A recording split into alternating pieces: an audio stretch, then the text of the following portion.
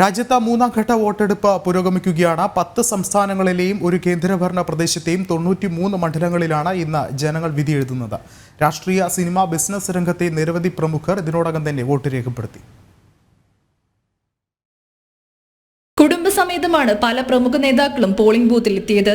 BJP നേതാവ് KS Eshwarappa തന്റെ കുടുംബത്തോടൊപ്പം എത്തി വോട്ട് രേഖപ്പെടുത്തി. മുൻ കർണാടക മുഖ്യമന്ത്രിയും BJP സ്ഥാനാർത്ഥിയുമായ ബസവരാജ് ബൊമ്മയും 2020 ലോക്സഭയിലേക്കുള്ള തന്റെ സമ്മതിദാനാവകാശം രേഖപ്പെടുത്തി. രണ്ടാം നരേന്ദ്രമോദി സർക്കാരിന്റെ ക്യാബിനറ്റ് മന്ത്രിയും ധാർവാഡ് മണ്ഡലത്തിലെ BJP സ്ഥാനാർത്ഥിയുമായ പ്രഹ്ലാദ് ജോഷി വോട്ട് രേഖപ്പെടുത്തിയ ശേഷം സംസ്ഥാനത്തെ 14 സീറ്റും BJP നേടുമെന്ന് അവകാശപ്പെട്ടു. 14 out of 14 we will win.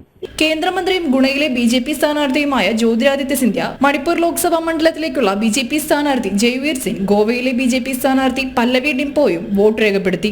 രാഷ്ട്രീയ നേതാക്കൾക്ക് പുറമെ സിനിമാ രംഗത്തുള്ള പ്രമുഖരും വോട്ട് രേഖപ്പെടുത്താൻ രാവിലെ തന്നെ പോളിംഗ് ബൂത്തുകളിൽ എത്തിയിരുന്നു.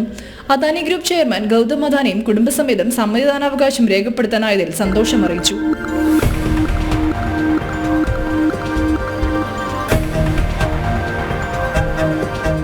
ഏപ്രിൽ 19-നായിരുന്നു മൂന്നാം ഘട്ട ലോക്സഭാ തെരഞ്ഞെടുപ്പിനായുള്ള നാമനിർദ്ദേശ പത്രിക സമർപ്പിക്കാനുള്ള അവസാന തീയതി. ദിവസങ്ങൾ നീണ്ടുനിന്ന തെരഞ്ഞെടുപ്പ് പ്രചാരണങ്ങൾക്ക് ശേഷം 10 സംസ്ഥാനങ്ങളിലെയും ഒരു കേന്ദ്രഭരണ പ്രദേശത്തെയും 93 മണ്ഡലങ്ങൾ ഇന്ന് വിധിയെഴുതി.